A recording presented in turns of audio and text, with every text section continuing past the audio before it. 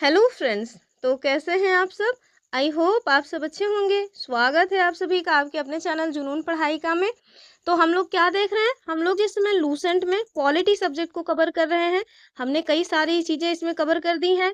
जैसे लूसेंट की जो हिस्ट्री है वो ऑलरेडी कंप्लीटेड है। लूसेंट में ज्योग्राफी का जो लिथोस्फीयर का मतलब कि चैप्टर है, this chapter that means lithosphere जो है वो पूरा का पूरा कंप्लीट हो गया है। आज इस समय हम लोग पॉलिटी देख रहे हैं। पॉलिटी पे भी हमने चैप्टर 11 तक कंप्लीट कर दिया है। लास्ट में हमने क्या देखा था, लास्ट में हमने डीपीएसपी देखा था। अगर आप लोगों ने डीपीएसपी नहीं देखा है तो प्लेलिस्ट में जा करके डीपीएसपी देख लीजिए। बहुत ही डिटेल में मैंने डीपीएसपी को कवर किया है। इवन लूसेंट से ज़्यादा मैंने लूसेंट, लक्ष्मीकांत और अपने नोट्स को भी मतलब मिक्स करके तीनों चीज़ों को इकट्ठे पढ़ाया हुआ है। तो आप लोग उसको देखेंगे तो आप लोगों को बहुत डीप नॉलेज हो जाएगी डीपीएसपी के बारे में। और आज हम क्या देखेंगे, तो हमें पहले उसी दिन जो है मौलिक कर्तव्य कवर कर लेना था, लेकिन वो वीडियो ऑलरेडी 1 घंटे से ज़्यादा का हो गया था, तो इस वजह से हम मौलिक कर्तव्य नहीं देख पाए थे। आज हम मौलिक कर्तव्य देखेंगे और उसके साथ साथ जो प्रेसिडेंट है यानी कि जो राष्ट्रपति जी हैं हमारे, उनके बारे में क्या क्या क्लॉजेज हैं, ये सारी चीज़ें आज हम कवर करेंगे। तो प्रेसिडेंट वाला चैप्टर भी थोड़ा बड़ा सा है, तो हम प्रयास करेंगे कि अगर हो जाए आज तो हो जाए, वरना और कुछ कल कवर कर लेंगे। तो चलिए स्टार्ट करते हैं। इससे पहले आगे बढ़ें, अगर आप लोग नए हैं तो चैनल को सब्सक्राइब ज़रूर कर लें, वीडियो को लाइक कर दें और अपने फ्रेंड्स के साथ इसको शेयर करना बिल्कुल ना भूलें। तो कुछ लोगों को बहुत समस्या हो रही थी, उन्हें बार बार ये लग रहा था ये जो हम कंटेंट पढ़ा रहे हैं लूसेंट का है या नहीं है। तो आज मैंने ना पूरी की पूरी बुक को ही कॉपी किया हुआ है, मतलब कि सारा का सारा एक एक वर्ड जो है बुक से ही उठा करके यहाँ पे टाइप किया हुआ है। तो चलिए स्टार्ट करते हैं, देखते हैं अपने मौलिक कर्तव्य को। तो मौलिक कर्तव्य को सबसे पहले तो जानिए अंग्रेजी में क्या कहेंगे, यानी इंग्लिश में हम क्या कहेंगे, जिन्हें हम फंडामेंटल ड्यूटीज़ कहेंगे। क्या कहते हैं, फंडामेंटल ड्यूटीज़। और ये आपको कहाँ पे मिलेगा, तो ये आपको पार्ट जो हमारा 4A है, यानी पार्ट 4 ओ मतलब पार्ट 4 तक हमने कल देखा था, तो पार्ट 4 का में ही यानी कि पार्ट 4 में ही ये क्लॉज जोड़ दिया गया है, उसी में मौलिक कर्तव्यों को शामिल किया गया है। अब जैसे कि आपको दिख रहा है कि अगर ये क्लॉज वगैरह लगा है तो इसका मतलब है कि किसी न किसी संविधान संशोधन के ही माध्यम से आया होगा। तो आपको एकदम सही लग रहा है। ये 42वां संविधान संशोधन जो 1976 में हुआ था, जिसको मिनी कॉन्स्टिट्यूशन ऑफ द मतलब मिनी कॉन्स्टिट्यूशन कहते हैं, उसी से इसको जोड़ा गया था। और किसकी अनुशंसा पर, तो एक कमेटी बनी थी जिसको सरदार स्वर्ण सिंह जो है हेड कर रहे थे, उन्हीं की अनुशंसा पर 42वें संविधान संशोधन के माध्यम से हमारे डी मतलब कि जो हमारा कॉन्स्टिट्यूशन है उसमें फंडामेंटल ड्यूटीज़ को जोड़ा गया। और इनको कहाँ रखा गया है, तो भाग 4 का में। और आर्टिकल कौन सा है, तो आर्टिकल 51 का। और इसी में क्लॉजेज में 51 का 1, 51 का 2, इस तरीके से आपको वर्तमान में 11 मौलिक कर्तव्य मिल जाएंगे। तो क्या जैसे अभी 11 मौलिक कर्तव्य हैं, तो जब मौलिक कर्तव्य का प्रोविजन हमारे संविधान में आया तब भी ऐसा था, तो ऐसी बात नहीं है। स्टार्टिंग में केवल इसमें 10 मौलिक कर्तव्य थे। बाद में फिर एक और संविधान संशोधन हुआ, जिसे हम 86वां संविधान संशोधन के नाम से जानते हैं। और ये कब हुआ था, 2002 में हुआ था। और इसके माध्यम से 6 से मतलब कि एक क्लॉज जोड़ा गया, कौन सा, तो 11, यानी कि जो हमारा मतलब मौलिक कर्तव्य है उसमें जो 11वां मौलिक कर्तव्य है ये जोड़ दिया गया। और ये बच्चों की शिक्षा से रिलेटेड है, यानी कि जो अभिभावक हैं उनका ये ड्यूटी है कि वो अपने 6 से 14 साल के जो बच्चे हैं उनको मतलब उनके लिए शिक्षा की व्यवस्था करें। तो ये आपको कहाँ मिलेगा, तो ये आपको फंडामेंटल ड्यूटीज़ में मिलेगा।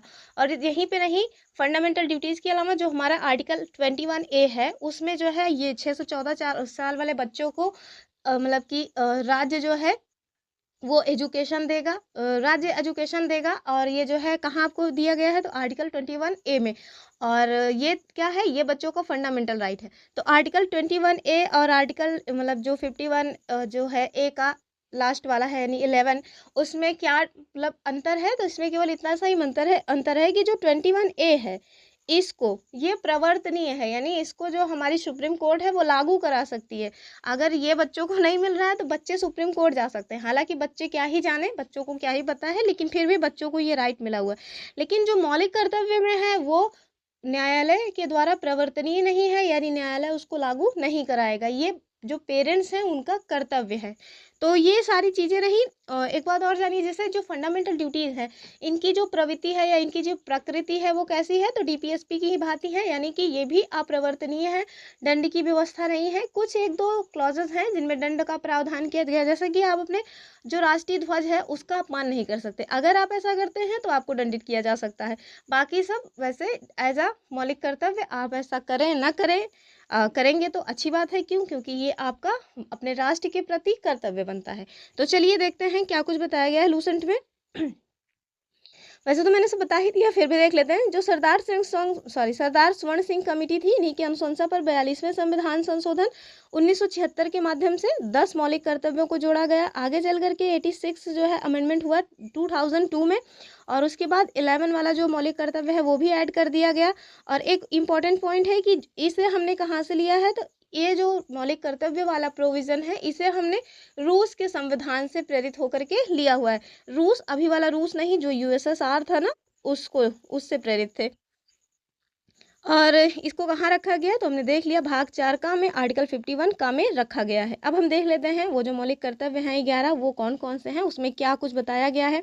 उत्तर प्रदेश पीसीएस हर साल आजकल क्वेश्चन इनसे बना रहा है, स्पेशली तुलना करके कि डीपीएसपी और फंडामेंटल राइट्स में कौन सा सेम है। फंडामेंटल राइट्स और जो है डीपीएसपी और फंडामेंटल ड्यूटीज़ में क्या क्या सेम है, तो इस तरह के क्वेश्चंस आजकल बन रहे हैं। तो हम देख लेते हैं 11 जो मौलिक कर्तव्य है उसमें क्या बताया गया। पहला क्या है, तो जो हमारा पहला मौलिक कर्तव्य है उसमें बताया गया है कि प्रत्येक नागरिक का यह कर्तव्य होगा कि वह संविधान का पालन करे और उनके आदर्शों, संस्थाओं, राष्ट्रध्वज और राष्ट्रगान का आदर करे। तो यही वाला अगर आप नहीं करेंगे तो फिर इसके लिए दंड की व्यवस्था की गई है, यानी कि ये दंडनीय है। दूसरा क्या है, जो दूसरा है हमारा वो है कि स्वतंत्रता के लिए हमारे राष्ट्रीय आंदोलन को प्रेरित करने वाले उच्च आदर्शों को हृदय में संजोए रखें और उनका पालन करें। तीसरा, भारत की प्रभुता, एकता और अखंडता की रक्षा करें, उसे अक्षुण्ण रखें। चौथा है देश की रक्षा करें। पांचवा क्या है, भारत के सभी लोगों में समरसता और समान भ्रातृत्व की भावना का निर्माण करें। और छठा हमारा है कि जो हमारी सामाजिक संस्कृति की गौरवशाली परंपरा है इसके महत्व को समझें और उसका संरक्षण भी करें। छठा, प्राकृतिक पर्यावरण की रक्षा करें और उसका संवर्धन करें। सातवां, वैज्ञानिक दृष्टिकोण और ज्ञानार्जन की भावना का विकास। और नौवां कौन सा है, तो सार्वजनिक संपत्ति को सुरक्षित रखें। देखा होगा कि जैसे दंगे वगैरह होते हैं तो लोग सार्वजनिक बसों को फूंक देते हैं, तो ये सब नहीं करना चाहिए। अगर ये मौलिक अधिकार होता तो फिर आपके ऊपर कोई ना कोई कार्यवाही की जाती, लेकिन चूंकि ये मौलिक कर्तव्य में है कि आपका ये मौलिक कर्तव्य बनता है कि आप सार्वजनिक संपत्ति की रक्षा करें, उसको नुकसान ना पहुंचाएं, तो इस वजह से ये दंगे फसाद करके भी लोग बच जाते हैं, बसों को फूंक देते हैं, ट्रेन को फूंक देते हैं। तो ये सब नहीं करना चाहिए। जो संपत्ति है बाद में अंततः गवर्नमेंट हमसे ही वसूलेगी, उसको हम ही से टैक्स लेगी, हमारे ऊपर ही टैक्स की जो रेट है वो बढ़ा करके उस वसूल करके फिर से हम ही को सेवाएं देगी। तो ये सब नहीं करना चाहिए। दंगे फसाद अपनी जगह है, उसके लिए आप धरना प्रदर्शन करिए, लेकिन ये स्टूडेंट्स के लिए तो वैसे भी गलत बात है। अगर आप एक स्टूडेंट हैं तो आपको सार्वजनिक संपत्ति को तो वैसे भी नहीं फूंकना चाहिए, आपको तो कम से कम जागरूक होना चाहिए। जो अन्य लोग हैं उनमें जागरूकता का अभाव हो, समझ आता है, पर स्टूडेंट्स को ऐसा नहीं करना चाहिए मेरे ख्याल से। आगे देखेंगे कि व्यक्तिगत और सामूहिक गतिविधियों के सभी क्षेत्रों में उत्कर्ष की ओर बढ़ने का सतत प्रयास करें। और लास्ट में है कि माता पिता या संरक्षक के द्वारा 6 से 14 साल के बच्चों हेतु प्राथमिक शिक्षा प्रदान करना। और ये 86वां संविधान संशोधन 2002 के द्वारा जोड़ा गया था। तो ये क्वेश्चन कई बार पूछ चुका है और इसको आप लोग बहुत ध्यान से देखिएगा। तो चलिए देखते हैं अपना लास्ट एक पॉइंट और बचा है कि भारत की संप्रभुता, एकता और अखंडता को सुनिश्चित तथा संरक्षित करने का भाव ही मौलिक कर्तव्यों में निहित है। और ये नोट में करके दिया हुआ था कि भारत की संप्रभुता, एकता और अखंडता को सुनिश्चित तथा संरक्षित करने का जो भाव है वही जो हमारा फंडामेंटल ड्यूटीज़ है उसमें निहित है। तो ये तो रहा फंडामेंटल ड्यूटीज़। अब इसमें ऐसा कुछ था नहीं कि आपको इसको बहुत डिटेल में कुछ समझाया जाए, आप इसको याद कर लीजिएगा और आगे अगर कल को पूछा जाता है तो आप इसको कर लीजिएगा। अब हम देखेंगे अपना जो हमारा पार्ट 5 है, हमारे संविधान का जो भाग 5 है, भाग 5। और इसमें क्या बताया गया है, इसमें संसद के बारे में बताया गया है। संसद दैट मीन्स चैप्टर 13 है संघीय कार्यपालिका, यानी इसमें आपको संसद के ही बारे में बताया गया पार्ट 5। और स्टार्टिंग में आपको राष्ट्रपति जी के ही बारे में पढ़ना है। एक छोटी सी बात है, देख लेते हैं कि संसद जो है ना वो मतलब किससे मिलकर के बनती है। तो ये जो संसद शब्द देख रहे हैं आप, तो ये जो मतलब कि कोई भवन है उसको 4 दीवारों का कोई भवन खड़ा हो गया तो उसको संसद नहीं कहते हैं। दरअसल जो संसद है ये 3 लोगों से मिलकर के बनती है और 3 लोग वो कौन से हैं? एक तो लोकसभा हो गया हमारा, जो कि निम्न सदन कहलाता है, और दूसरा राज्यसभा जो कि उच्च सदन कहलाता है, और तीसरा है हमारे प्रेसिडेंट। तो जो प्रेसिडेंट हैं, अगर कोई पूछे आपसे कि जो प्रेसिडेंट हैं वो लोकसभा के जो है मेंबर होते हैं या फिर राष्ट्रीय सभा के मेंबर होते हैं, तो आपको बताना है भैया ना तो वो लोकसभा के मेंबर हैं और ना ही वो राज्यसभा के मेंबर हैं। इवन वो संसद के सदस्य हैं, यानी कि संसद उनसे मिल कर के बनती है। तो ये एक इम्पॉर्टेंट पॉइंट थी। और लोकसभा, राज्यसभा और प्रेसिडेंट। तो अब हम देख लेते हैं अपने प्रेसिडेंट के बारे में। तो जो भारत, और हाँ फिर से बता रहे हैं, ये सारी चीज़ें लूसेंट में लिखी हुई हैं, मैंने वहीं से कॉपी पेस्ट किया हुआ है। तो जो भारत संघ की कार्यपालिका शक्ति है वो कहाँ निहित होगी? तो राष्ट्रपति में। सबसे पहले तो आप जानिए कि जो आर्टिकल 52 है, चूंकि स्टार्ट कहाँ से होगा? तो आर्टिकल 52 से ही स्टार्ट होता है। आर्टिकल 52 से ही राष्ट्रपति जी के बारे में बताया गया है। तो आर्टिकल 52 में क्या लिखा गया है? आर्टिकल 52 में लिखा गया है कि भारत का एक राष्ट्रपति होगा। तो ये स्टार्टिंग में ही है, लेकिन आप बुक्स में देखेंगे कि इसी तरह से जो है दिए रहते हैं। पहले 53 दे देंगे, फिर जो है 51 देंगे, 52 दे देंगे, बाद में कहीं आपको 58 मिल जाएगा। कोई क्रम से नहीं मिलता है। क्रम से मिलने के लिए इसको फिर आपको अलग से पढ़ना पड़ता है, लेकिन अगर किसी बुक में पढ़ेंगे तो ऐसे ही मतलब कि आपको ऑर्डर जो है सेम नहीं मिलेगा। तो देखते हैं। सबसे पहले हमने देखा कि भारत का एक राष्ट्रपति होगा, ये आर्टिकल 52 में लिखा गया है। जबकि जो हमारा आर्टिकल 53 है वो क्या कहता है? भारतीय संघ की जो कार्यपालिका शक्ति है वो किसमें निहित होगी? तो राष्ट्रपति में निहित होगी। तो आर्टिकल 52 भारत में एक राष्ट्रपति होगा, आर्टिकल 53 भारत संघ की जो कार्यपालिका शक्ति है वो राष्ट्रपति में निहित होगी। और आर्टिकल जो है इसके बाद नीचे दिया हुआ है कि भारत में जो संसदीय व्यवस्था है इसको अपनाया गया। और हमने जो संसदीय व्यवस्था अपनाया है ये कहाँ से अपनाया है? तो ब्रिटेन के संविधान से इसको अपनाया है। कहाँ से? ब्रिटेन के संविधान से हमने संसदीय व्यवस्था को अपनाया है। और आगे, क्योंकि मंत्रिपरिषद लोकसभा के प्रति उत्तरदायी होती है, तो जो मंत्रिपरिषद है ये सामूहिक रूप से लोकसभा के प्रति उत्तरदायी होती है। और इस बात को याद रखना है। 2 क्वेश्चन इससे बनते हैं। एक तो पहला क्वेश्चन बनता है कि जो मंत्रिपरिषद है वो सामूहिक रूप से किसके प्रति उत्तरदायी है? तो लोकसभा के प्रति।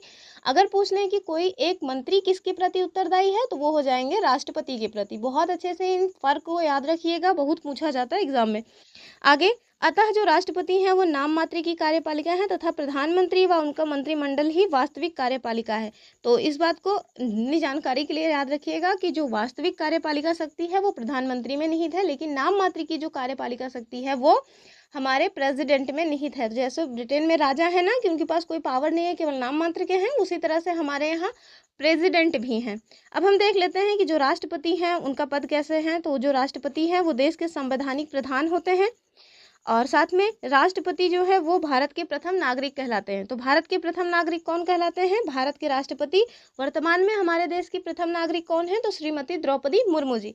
और अगर प्रथम महिला की बात करें तो जो है भारत की प्रथम महिला जो राष्ट्रपति होंगे उनके जो है जो पत्नी होंगी उन्हें प्रथम महिला कहा जाएगा। और भारत के प्रथम नागरिक जो है वो कौन है? राष्ट्रपति जी स्वयं हैं। तो अभी तो हमारे यहाँ जो है मतलब एक महिला राष्ट्रपति हैं, तो उनके जो पति होंगे वो भारत के पहले पुरुष कहलाए जाएंगे। इस टाइप का कुछ होगा, ऐसा कुछ लिखा नहीं है कहीं। आगे हम देखेंगे कि सॉरी, फिर आगे आप देखिए जो आर्टिकल 54 है उसमें क्या बताया गया। आर्टिकल 54 में राष्ट्रपति जी के निर्वाचन मंडल की व्यवस्था की गई है, यानी कि उनके निर्वाचक मंडल में कौन कौन शामिल होगा ये कहाँ बताया गया है? तो ये आर्टिकल 54 में बताया गया है। और ये जो निर्वाचक मंडल है इसको देख लीजिए कि जो निर्वाचक मंडल है इसमें कौन कौन शामिल होता है, ये बहुत इंपॉर्टेंट है, इसको बहुत ध्यान से देखिएगा। इसमें राज्यसभा और लोकसभा तथा राज्यों के विधानसभाओं के निर्वाचित सदस्य होते हैं। तो जैसे हमारे यहाँ अभी मैंने आपको बताया कि संसद में लोकसभा और राज्यसभा होती है, वैसे ही जो मंडल होता है, विधानमंडल राज्यों में, और इसमें आप देखेंगे कि क्या क्या होता है। तो इसमें लोग मतलब कि विधान परिषद होती है, विधानसभा, विधान परिषद, और जो राज्यपाल है, ये 3 लोगों से मिलकर के विधानमंडल बनता है।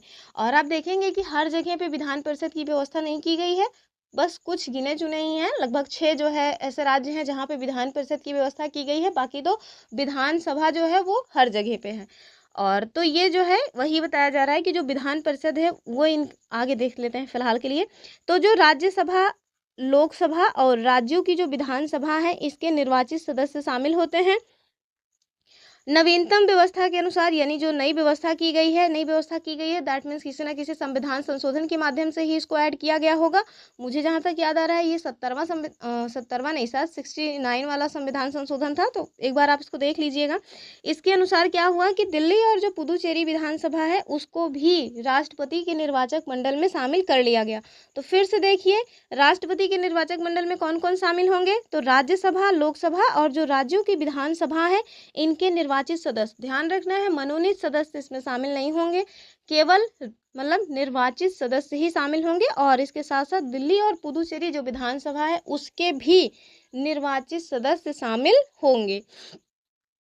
और आगे देखते हैं, राष्ट्रपति जी का जो पद है इसकी उम्मीदवार के लिए जो निर्वाचक मंडल है इसको 50 सदस्य और 50 अनुमोदक की आवश्यकता होती है। पहले ये संख्या कम थी, पहले 10 या 20 जो है प्रस्तावक और इतने ही अनुमोदक की आवश्यकता होती थी। लेकिन इतना आयाराम गयाराम की राजनीति उस टाइम पे चल रही, जिसका ही मन हो रहा था वही राष्ट्रपति के चुनाव के लिए जो है उतर आता था कि हम भी राष्ट्रपति का चुनाव लड़ेंगे। तो इससे जो है बहुत व्यय होता है। अब जिसका कोई बैकग्राउंड नहीं है, कुछ है नहीं, लेकिन मुंह उठा के चला आया तो वो ठीक नहीं लगता ना। इसी वजह से अब ये व्यवस्था कर दी गई है कि कम से कम आपके पास 50 अनुमोदक होने चाहिए और 50 प्रस्तावक होने चाहिए। और ऐसा नहीं है कि आप अपने घर से मेंबर्स को उठा लेना, नहीं, संसद के वो लोग सदस्य होंगे जो अनुमोदक और प्रस्तावक बनेंगे। और इसके साथ साथ जो अनुमोदक होगा वो प्रस्तावक नहीं होगा और जो प्रस्तावक होगा वो अनुमोदक भी नहीं होगा। तो आगे देखते हैं कि एक ही व्यक्ति, यानी कि चाहे जितनी बार चाहे वो राष्ट्रपति के लिए निर्वाचित हो सकते हैं। अगर उनको लगता है कि उनके अंदर इतना जो है जोर है, इतना जोश है कि वो बार बार राष्ट्रपति निर्वाचित हो सकते हैं, तो वो मतलब आज़ाद हैं, जब तक मन करे तब तक बनते रहो। आगे जो राष्ट्रपति का निर्वाचन है वो समानुपातिक प्रतिनिधित्व प्रणाली, जो कि तीसरे स्वरूप एकल संक्रमण क्या लिखा हुआ है, संक्रमण अनुपातिक प्रतिनिधित्व प्रणाली है। और ये दरअसल प्रणाली है, यहाँ पे प्रणाली लिख गया है। और ये कहाँ दिया गया है, तो आर्टिकल 55 में। तो कुल मिला के आर्टिकल 54 में उनका निर्वाचन था और ये आर्टिकल 55 में उनके निर्वाचन की क्या पद्धति होगी ये बताया गया है। और जो उनके निर्वाचन की पद्धति है वो क्या है, तो एकल संक्रमणीय समानुपातिक प्रणाली है और समानुपातिक प्रतिनिधित्व प्रणाली। और ये क्या होती है, तो ये भी यहाँ नीचे हालांकि दिया हुआ है, लेकिन हाँ भी नीचे ही बता देंगे, नीचे दिया है तो। और राष्ट्रपति के निर्वाचन से संबंधित यदि कोई विवाद होता है, यानी कि जब सपोज दैट कोई राष्ट्रपति निर्वाचित हो गया और बाद में पता चलता है कि धांधली हुई थी निर्वाचन में, तो इससे जो भी रिलेटेड इश्यूज होंगे उसको कहाँ डिस्कस किया जाएगा, वो सीधे सुप्रीम कोर्ट में डिस्कस किया जाएगा। उसको कोई और उस मामले को नहीं सुनेगा। और एक बात बहुत important, suppose that supreme court ने मामला देखा और जो है बाद में पता चला कि जो निर्वाचन हुआ है उसमें कुछ गड़बड़ी हुई है, तो उस टाइम पे जब तक जो है जो हमारे प्रेसिडेंट रहे होंगे, सपोज दैट ए व्यक्ति जो है प्रेसिडेंट रहे थे, बाद में पता चला कि इनका जो निर्वाचन है वो गड़बड़ी से हुआ है, तो फिर इनका निर्वाचन रद्द किया जाएगा। लेकिन अगर ये जो प्रेसिडेंट ए थे, सपोज दैट 1 महीने तक ये already as a president work कर चुके हैं, तो इन्होंने जो कोई भी काम किया होगा वो काम सही माना जाएगा। उस काम में ऐसा नहीं है कि उस काम को भी रद्द कर दिया जाएगा, तो वो ठीक से चलता रहेगा। उनके द्वारा किए गए जो भी काम हैं वो अवैध नहीं माने जाएंगे। तो ये एक बड़ा इंपॉर्टेंट क्वेश्चन है। पिछली बार उत्तर प्रदेश पीसीएस ने इस तरह का क्वेश्चन राज्यसभा के सभापति के बारे में शायद पूछ लिया था। और आर्टिकल 55 तक हमने देख लिया। आर्टिकल ऊपर 58 छूटा हुआ है, उसको देख लेते हैं। उसके बाद हम देखेंगे कि वो जो समानुपातिक प्रतिनिधित्व प्रणाली है वो क्या है। तो जो हमारा आर्टिकल 58 है उसमें राष्ट्रपति जी के पद की योग्यता बताई गई है। सपोज दैट आपको राष्ट्रपति बनना है तो आपके पास कौन कौन सी योग्यताएं होनी चाहिए, यानी कि क्या एलिजिबिलिटी क्राइटेरिया है, ये यहाँ पे बताया गया है। कहाँ, आर्टिकल 58 में। तो चलिए देख लेते हैं। सबसे पहले तो वो भारत का नागरिक होना चाहिए, तो ये बात तो है ही। और एक बात याद रखनी है कि जो भारत के नागरिक हों, चाहे वो जन्म से भारत के नागरिक हों या फिर रजिस्ट्रेशन के माध्यम से नागरिक हों, कैसे भी नागरिक हों, वो बस भारत के नागरिक होने चाहिए। जबकि हमारे यहाँ तो इस तरह का प्रोविज़न है, लेकिन अगर यूएस के संविधान में देखा जाए, यूएस दैट मीन्स अमेरिका, वहाँ के संविधान में ये प्रोविज़न है कि कोई व्यक्ति अमेरिका का जो है राष्ट्रपति तभी बन पाएगा जब वो जन्म से अमेरिका का नागरिक हो। तो ये कुछ डिफरेंसेस हैं जो आप याद रखिएगा। दूसरा क्या है, दूसरा है कि वह व्यक्ति 35 ईयर्स की आयु जो है वो कंप्लीट कर चुका हो, यानी अगर 35 ईयर्स के आप नहीं हुए हैं तो आप राष्ट्रपति पद के लिए एलिजिबल नहीं हैं। पढ़ाई लिखाई का कोई क्राइटेरिया है नहीं। और तीसरा क्या है, लोकसभा सदस्य निर्वाचित किए जाने की योग्यता होनी चाहिए, यानी लोकसभा के सदस्य निर्वाचित हो सके ऐसी योग्यता होनी चाहिए। लेकिन फिर से बता रहे हैं, लोकसभा के सदस्य नहीं होने चाहिए, किसी भी सदन के इन्हें सदस्य नहीं होना है, लेकिन लोकसभा के पद को धारण करने की योग्यता इनके अंदर होनी चाहिए। और चौथा, चुनाव के समय किसी भी प्रकार के लाभ के पद को धारण नहीं किया जाना चाहिए, यानी कि किसी भी लाभ के पद पे चुनाव के टाइम पे नहीं होना चाहिए। अब ये लाभ का पद कहीं डिस्क्राइब नहीं किया गया है, बस किसी सरकारी नौकरी में नहीं होना चाहिए, किसी भी तरह से सरकारी धन लाभ नहीं मिल रहा होना चाहिए। तो ये सारी चीज़ें हैं जो लाभ के पद के अंतर्गत आती हैं। नोट में दिया है कि यदि व्यक्ति राष्ट्रपति या उपराष्ट्रपति के पद पर है या संघ अथवा किसी राज्य की मंत्रिपरिषद का सदस्य है तो लाभ का पद नहीं माना जाएगा। अब भैया क्यों नहीं माना जाएगा? क्योंकि वो लोग जो पैसा ले रहे हैं वो पैसा थोड़ी ना है, वो तो कुछ और ही है, तो इस वजह से उन लोगों को छूट है। तो ये थोड़ा मुझे गंदा लगता है, क्योंकि जो है ये भी तो सरकार से लाभ ले ही रहे हैं, सरकार से ही पैसा इनको भी मिल रहा है, संचित निधि से पैसा जा रहा है। तो वो जो संचित निधि है वो कहाँ से आ रही है? हम ही लोगों का जो है खून पसीना तो वहाँ इकट्ठा होता है, संचित होता है। पर ठीक है, जो है सो है। याद रखिएगा कि जो राष्ट्रपति हैं, उपराष्ट्रपति हैं, संघ अथवा किसी अन्य राज्य के मंत्रिपरिषद सदस्य हैं तो वो लाभ के पद पे नहीं माने जाएंगे। ये लोग चुनाव वगैरह लड़ सकते हैं। देखते नहीं कि एक मंत्री जो है रहते हुए ही दूसरे जो है चुनाव के लिए अप्लाई कर देते हैं।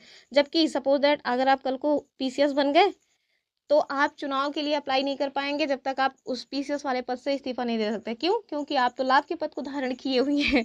तो चलिए देखते हैं अपना अगला जो भी पॉइंट है वो। अब हमें बताया जा रहा है यहाँ समानुपातिक प्रतिनिधित्व। वैसे मेरा मन कर रहा था कि मैं इसको छोड़ दूँ, फिर मैंने सोचा कि जो लोग देख रहे हैं उन्हें लगेगा कि मैंने क्यों छोड़ दिया, इस वजह से छोड़े नहीं हम। वैसे ये है एकदम बकवास ही, कुछ जानना है नहीं इसमें, पूछा भी नहीं जाएगा इसमें से कुछ। हम देखते हैं समानुपातिक प्रतिनिधित्व चुनाव प्रणाली में किसी पार्टी को उतने ही % सीटें मिलती हैं जितने % उसे वोट मिलते हैं। ये घानी लिखा हुआ है, मेरे ख्याल से कुछ और होगा, ये नहीं समझ आ रहा है मुझे। मतगणना के बाद और आगे देखेंगे, जो प्रत्येक पार्टी है उसको संसद में उसी अनुपात में सीटें दे दी जाती हैं जिस अनुपात में उसे वोटों में निपात मिलता है। प्रत्येक पार्टी चुनाव से पहले अपने प्रत्याशियों की एक प्राथमिक सूची जारी कर देती है और अपने उतने ही प्रत्याशियों को उस प्राथमिकता सूची से चुन लेती है जितने सीटों का कोटा उसे दिया जाता है। चुनावों की इस व्यवस्था को क्या कहते हैं? ये समानुपातिक प्रतिनिधित्व प्रणाली कहते हैं। समानुपातिक जो प्रतिनिधित्व है ये 2 प्रकार का होता है। कुछ देशों में जैसे इजराइल वगैरह है या नीदरलैंड, इसमें आप देखेंगे कि पूरे देश को एक निर्वाचन क्षेत्र मान लिया जाता है और प्रत्येक पार्टी को राष्ट्रीय चुनाव में प्राप्त वोटों के अनुपात में सीटें दे दी जाती हैं। दूसरा तरीका क्या है? अर्जेंटीना और पुर्तगाल में देखने को मिलता है, जहां पूरे देश को बहुराष्ट्रीय निर्वाचन क्षेत्र में बांट देते हैं और प्रत्येक पार्टी प्रत्येक निर्वाचन क्षेत्र के लिए अपने प्रत्याशियों की एक सूची जारी करती है और जिसमें उतने ही नाम होते हैं जितने प्रत्याशियों को उस निर्वाचन क्षेत्र से चुना जाना होता है। इन दोनों ही रूपों में मतदाता जो है वो राजनीतिक दलों को वोट देते हैं, ना कि उनके प्रत्याशियों को।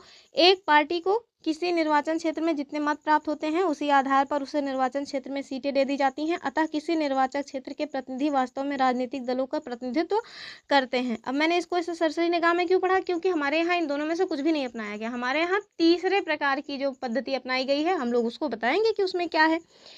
तो नोट में देखिए कि भारत में यानी कि हमारे देश में समानुपातिक प्रतिनिधित्व प्रणाली को केवल अप्रत्यक्ष चुनाव के लिए ही सीमित रूप में अपनाया गया है। हमारा संविधान राष्ट्रपति, उपराष्ट्रपति, राज्यसभा और विधान परिषद के चुनाव के लिए समानुपातिक प्रतिनिधित्व प्रणाली का एक तीसरा और जटिल स्वरूप अपनाता है, जिसको क्या कहते हैं? एकल संक्रमणीय मत प्रणाली कहते हैं। तो अब ये जानिए, ये जो एकल संक्रमणीय मत प्रणाली है ये एग्जैक्टली है क्या। सपोज दैट कि 4 व्यक्ति हैं जिनको चुनाव लड़ना है, ठीक। ये मान लीजिए कि ए बी सी डी हैं, ये लोग प्रत्याशी हैं, यानी कि ये लोग राष्ट्रपति का चुनाव लड़ रहे हैं, ठीक है। और लगभग 100 लोग हैं जो इनको वोटिंग करने वाले हैं। तो वो जो 100 लोग हैं वो वोटिंग कैसे करेंगे? ऐसा नहीं है कि जैसे हम लोग प्रधानी वगैरह का चुनाव होता है या लोकसभा का चुनाव होता है तो हम लोग जाते हैं, जो पार्टी हमें पसंद होती है, सपोज दैट आपको ए पार्टी पसंद है तो आप ए पार्टी को वोट करके चले आते हैं। लेकिन यहाँ पे राष्ट्रपति के चुनाव में ऐसा नहीं किया जाएगा। सपोज दैट 100 कैंडिडेट मतलब 100 लोग हैं जो वोटर हैं और टोटल 4 कैंडिडेट्स हैं जिनको वोटिंग करनी है। तो जो सपोज दैट का नाम के व्यक्ति आए तो का नाम के व्यक्ति के पहले पे उनका मन कर रहा है कि जो है हम ये जो बी नाम के व्यक्ति हैं ये हमारी पहली पसंद है, तो इनको ये पहली पसंद देंगे। सी नाम के जो व्यक्ति हैं इसको ये इनको मन किया दूसरी पसंद बताएंगे कि हम सेकंड नंबर पे इनको पसंद कर रहे हैं, तीसरे नंबर पे हम ए व्यक्ति को पसंद कर रहे हैं और चौथे नंबर पे हम डी व्यक्ति को पसंद कर रहे हैं। वैसे ही जो खा नाम के व्यक्ति हैं वो भी आए, उनका भी मन किया कि चलो मुझे ए नाम के जो व्यक्ति हैं वो पहले प्रेफरेंस हैं और बी नाम के जो हैं ये तीसरे पे हैं, सी नाम के जो हैं वो चौथे पे हैं और ये दूसरे पे हैं। तो इस तरह से वो लोग अपनी प्रेफरेंस देंगे और जो फर्स्ट प्रेफरेंस में सबसे ज़्यादा जिसके पास वोटिंग होंगे वही जो है राष्ट्रपति के लिए चुने जाएंगे। तो सारे के सारे लोग जितने भी कैंडिडेट्स होते हैं सभी को वोटिंग करते हैं, जो प्रेफरेंस देखी जाती है कि फर्स्ट प्रेफरेंस पे कौन है। अब सपोज दैट फर्स्ट प्रेफरेंस और सेकंड प्रेफरेंस जो है बराबर हो गई तो इस तरह की व्यवस्था में फिर से जो है होता है कि जो दूसरा वाला गणना की जाएगी, दूसरी वाली गणना में जो ज़्यादा जो है वोटिंग मतलब मिला होगा जिसको वो जो है राष्ट्रपति चुना जाएगा। तो इस तरह की व्यवस्थाएं हैं हमारे राष्ट्रपति के चुनाव की, तो इसको याद रखिएगा, एक बार और ये तरीका जाके पढ़ लीजिएगा। आगे देखेंगे कि ये बड़ा इंपॉर्टेंट है, ये आर्टिकल जो 56(1) है यहाँ पे लिखा गया है, ये हमारे ख्याल से 1 नहीं होना चाहिए, चलिए ठीक है। 56(1) राष्ट्रपति अपने पद ग्रहण की तिथि से, तो पूछा जाता है कि राष्ट्रपति का जो है ना वो कार्यकाल कितना होता है, तो आपको पता होना चाहिए कि जो राष्ट्रपति हैं उनका कार्यकाल क्या होगा, कब से कब तक इनका कार्यकाल माना जाएगा। तो इनका जो कार्यकाल होता है ये राष्ट्रपति जो है वो अपने पद ग्रहण की तिथि से, यानी जिस दिन वो अपने पद को धारण कर लेंगे उस तारीख से अगले 5 वर्ष तक। और ये दरअसल मैं सही बता रही थी कि ये 51 जो है ये जो आप देख रहे हैं ना ये पूर्ण विराम है दरअसल, और यहाँ पे मैंने इसको एक टाइप का टाइप कर दिया है क्योंकि 1 है नहीं दरअसल यहाँ पे कहीं ना, तो ये कुछ नहीं है। तो आर्टिकल जो 56 है वो बताया गया है उसमें कि जो राष्ट्रपति हैं वो अपने पद ग्रहण की तिथि से 5 वर्ष तक की पद मतलब की अवधि के लिए पद धारण करेंगे, यानी जिस दिन वो अपने पद को ग्रहण कर लेंगे उसके बाद से वो 5 वर्ष तक राष्ट्रपति बने रहेंगे। और अपने पद की समाप्ति के बाद, यानी कि सपोज दैट कि उनका किसी फलाने टाइम मतलब की तारीख को उनका कार्यकाल 5 वर्ष पूरा हो रहा है, तो ऐसा नहीं है कि वो तुरंत ही इस्तीफा दैट मीन्स अब वो जो है उनका कार्यकाल समाप्त हुआ पद छोड़ देंगे, ऐसा नहीं करेंगे। जब तक उनका उत्तराधिकारी नहीं आ जाता है तब तक वो पद पर वैसे के वैसे आसीन रहेंगे। यानी जो है जो राष्ट्रपति हैं जिस दिन से पद धारण करेंगे उससे लेकर के 5 इयर्स तक राष्ट्रपति रहेंगे और जब तक उनका उत्तराधिकारी नहीं आ जाता है तब तक वो अपने पद पर बने रहेंगे। और ये कहाँ लिखा हुआ है, तो आर्टिकल 56 में लिखा हुआ है। अब हम देखते हैं कि पद धारण करने से पहले जो मतलब पूर्व राष्ट्रपति को एक निर्धारित प्रपत्र पर, यानी कि पद धारण करने से पहले ये जो है पद धारण करने से पहले राष्ट्रपति को एक निर्धारित प्रपत्र पर भारत के मुख्य न्यायाधीश यानी सुप्रीम कोर्ट के न्यायाधीश अथवा अगर वो सुप्रीम कोर्ट के जो मुख्य न्यायाधीश हैं वो अनुपस्थित हैं तो जो भी वरिष्ठतम न्यायाधीश होंगे उनके सम्मुख क्या लेनी पड़ती है, ओथ यानी कि शपथ लेनी पड़ती है। तो ये सारी चीज़ें हैं। अब हम देख लेते हैं, नोट में दिया हुआ है आर्टिकल 77(1). तो जो आर्टिकल 77(1) है इसके अनुसार भारत सरकार की जो समस्त कार्यपालिका कार्यवाही है वो किनके नाम पे की जाएगी, तो वो राष्ट्रपति के ही नाम पे की जाएगी। और जो आर्टिकल 77(3) है इसके अनुसार राष्ट्रपति भारत सरकार के कार्य अधिक सुविधापूर्ण किए जाने के लिए और मंत्रियों में उक्त कार्य के आवंटन के लिए नियम भी बनाते हैं। तो ये सारी चीज़ें कहाँ पे दी गई हैं, आर्टिकल 77(3) में। अब हम देख लेते हैं जो हमारे भारत के राष्ट्रपति रहे हैं उनके बारे में ये क्वेश्चन पूछा जाता है, क्रम में आ जाता है, पूछ लेते हैं क्रम में। तो आपको पता होना चाहिए कि सबसे पहले राष्ट्रपति कौन थे, डॉक्टर राजेंद्र प्रसाद, और ये लगातार 2 कार्यकाल के लिए राष्ट्रपति बने थे। तो इसको भी याद रखिएगा, 1950 से 1962 तक इनका कार्यकाल रहा है। सेकंड कौन थे, डॉक्टर एस राधाकृष्णन, कार्यकाल वगैरह दिया है देख लीजिएगा। तीसरे थे जाकिर हुसैन, चौथे आए बीबी गिरी, 5वें पे फखरुद्दीन अली अहमद, 6ठे पे नीलम संजीव रेड्डी, 7वें पे ज्ञानी जेल सिंह, 8वें पे थे आर वेंकट रमन, 9वें पे थे डॉक्टर शंकर दयाल शर्मा, 10वें पे कौन थे, तो 10वें पे थे के आर नारायण, और 11वें पे थे डॉक्टर एपीजे अब्दुल कलाम, और 12वें पे थे प्रतिभा पाटिल जी। और इसके लिए जो ट्रिक्स वगैरह है वो आप अपना खोजिएगा। ट्रिक्स में भी मैंने कोई पढ़ा है, राजू की राधा जाकर गिरी फखरुद्दीन अली अहमद की जेल में, पर मुझे वो अच्छे से याद नहीं रहती, तो आप लोग उसको खोज लीजिएगा, ये वाली ट्रिक्स मिल जाएगी आपको।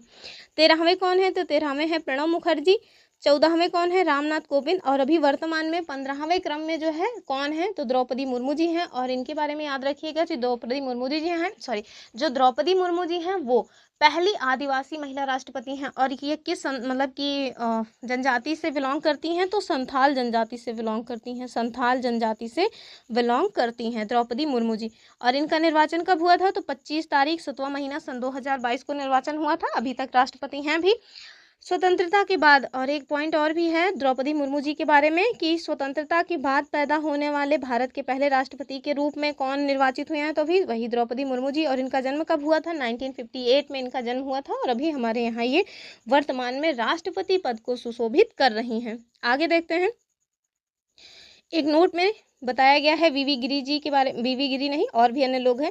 तो वीवी गिरी जो है वो 3 मई 1969 से 20 जुलाई 1969 तक। और आगे न्यायमूर्ति जो हिदायतुल्लाह हैं वो 20 जुलाई 1969 से 24 अगस्त 1969 तक। तथा जो बीडी जत्ती हैं 11 फरवरी 1977 से 25 जुलाई 1977 ईस्वी तक कार्यवाहक राष्ट्रपति के रूप में अपना पद धारण किए थे। तो कुल मिला के ये बताया जा रहा है कि जो बीबी गिरी हैं वो, और न्यायमूर्ति एम हिदायतुल्लाह, और आगे चल के जो बीडी जत्ती हैं, ये 3 लोग ऐसे राष्ट्रपति हुए जो पहले कार्यवाहक राष्ट्रपति के रूप में कार्य कर चुके थे। तो इसमें ना इस तरह के क्वेश्चन बन सकते हैं। 4 लोग का नाम दे देंगे और आपसे पूछ लेंगे कौन है इसमें जो कार्यवाहक राष्ट्रपति के रूप में कार्य नहीं किया है। तो आपको याद रखना है बीबी गिरी जी थे, न्यायमूर्ति मतलब कि हिदायतुल्लाह थे, और बीडी जत्ती। ये तीनों लोग पहले मतलब कि कार्यरत, यानी कि होता है ना कि राष्ट्रपति अगर अनुपस्थित हैं तो कार्यवाहक राष्ट्रपति के रूप में काम करना, तो उसके रूप में ये काम कर चुके थे। आगे चल के फिर राष्ट्रपति भी बनते हैं।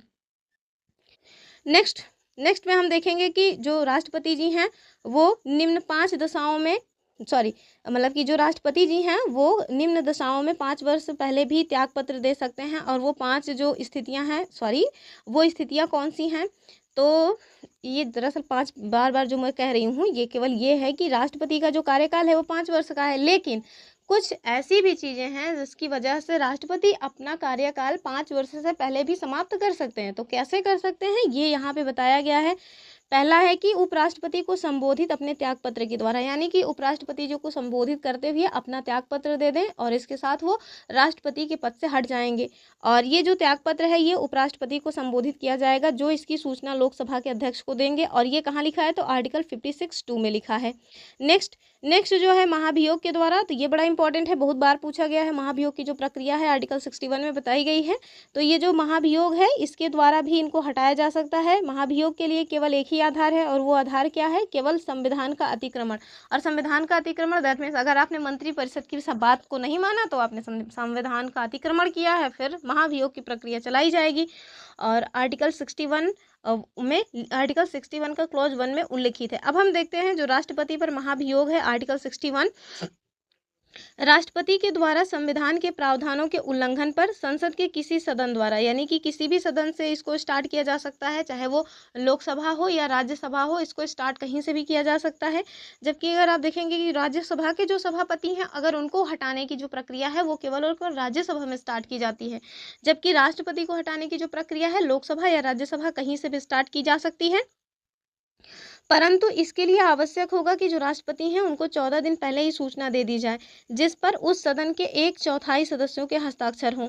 संसद के उस सदन जिसमें महाभियोग का प्रस्ताव पेश किया गया है इसके 2/3 सदस्यों द्वारा पारित कर देने पर प्रस्ताव दूसरे सदन में भेजा जाएगा।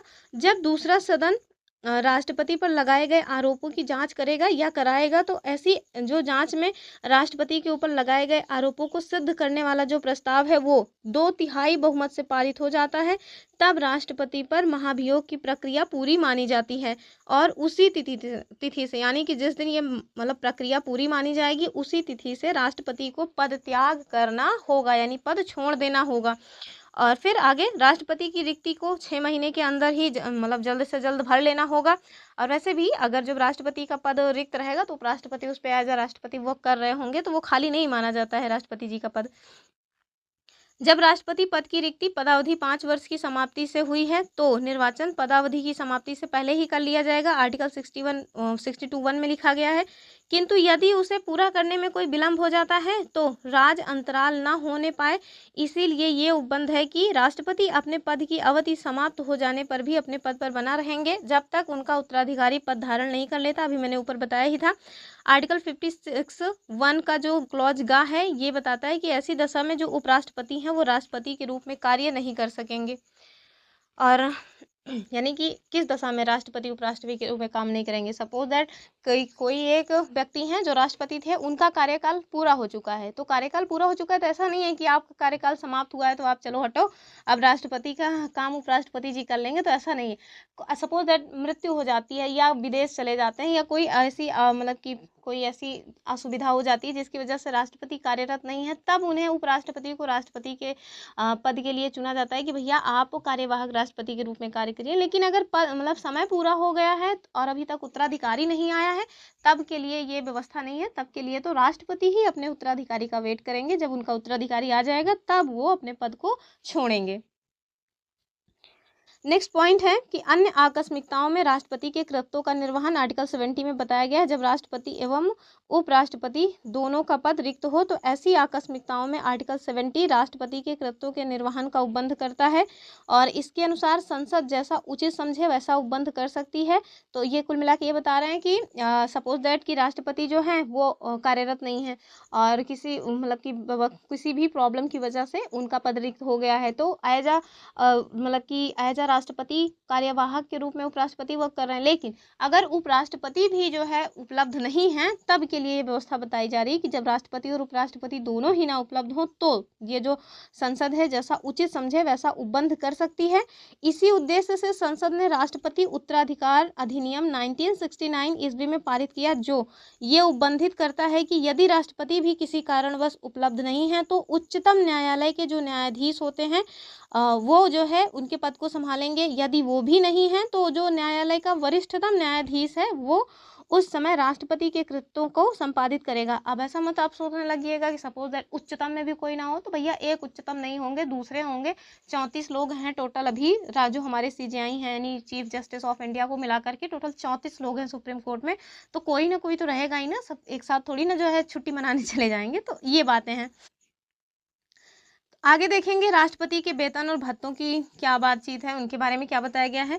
तो राष्ट्रपति का मासिक वेतन देख लीजिए कितना है, 5 लाख रुपए है। इसके अलावा उन्हें आजीवन फ्री मेडिकल, आवास और इलाज की सुविधा समेत अन्य भत्ते मिलते हैं। यहाँ पढ़ पढ़ के ना बाल झड़े जा रहे हैं।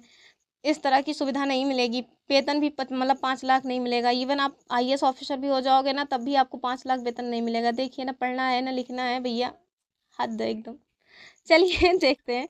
राष्ट्रपति का वेतन आयकर से मुक्त होता है और इसके साथ साथ ये भी देखिए इनकम टैक्स भी नहीं देनी है।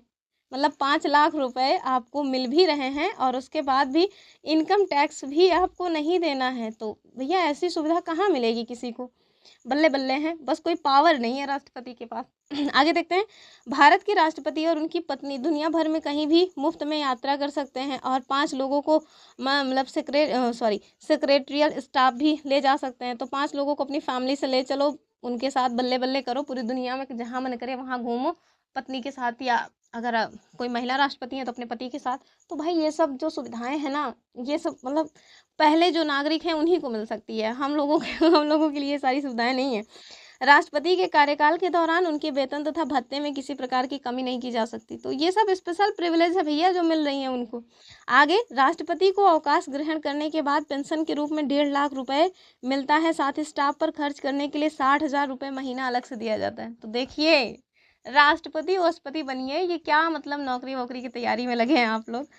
तो ये रही आज की अपनी क्लास। आई होप आप लोगों को पसंद आई होगी। अभी राष्ट्रपति कंप्लीट नहीं हुए हैं, राष्ट्रपति के बारे में भी बहुत सारी चीज़ें हैं जो हम लोग अगली क्लास में देखेंगे। वैसे भी काफ़ी बड़ी हो गई होगी क्लास, और चूंकि बहुत सारी चीज़ें थी और इसमें ऐसा कुछ था नहीं कि बहुत समझाया जाए, इस वजह से मैंने पूरी पूरी PDF बना ली, वरना लिख लिख के बताते, लिख लिख के बताने में ज़्यादा मज़ा आता है। तो आई होप आप लोगों को आज की क्लास पसंद आई होगी। आप लोगों ने देखा, इसके लिए आप सभी को थैंक्स। और लाइक शेयर एंड सब्सक्राइब करना बिल्कुल मत भूलिएगा। अपने दोस्तों के साथ ज़्यादा से ज़्यादा हमारी वीडियो को शेयर करें। और साथ में जो लोग भी यूपी में सुपर टेट की तैयारी कर रहे हैं, सुपर टेट, उनके लिए हम प्रैक्टिस सेट लेके आए हैं। प्रैक्टिस सेट, दैट मीन्स ये नहीं कि आसमान से प्रैक्टिस सेट टपके हुए हैं, वो सारे प्रैक्टिस सेट हम लोग किसी न किसी बुक से ही करेंगे। तो आप लोग उनके साथ भी जुड़िए। बस ये है कि क्वेश्चंस हम बुक से मतलब लेंगे, बाकी एक्सप्लेनेशन तो बहुत सारी चीज़ें हैं बताने के लिए, हम खुद से एक्सप्लेन करते हुए चलेंगे, सब कुछ डिटेल एक्सप्लेनेशन में कवर करेंगे, फिर चाहे वो हिंदी हो, इंग्लिश हो। बस मैथ अकेले की बात नहीं करेंगे, मैथ में थोड़ा हमारे हाथ तंग हैं।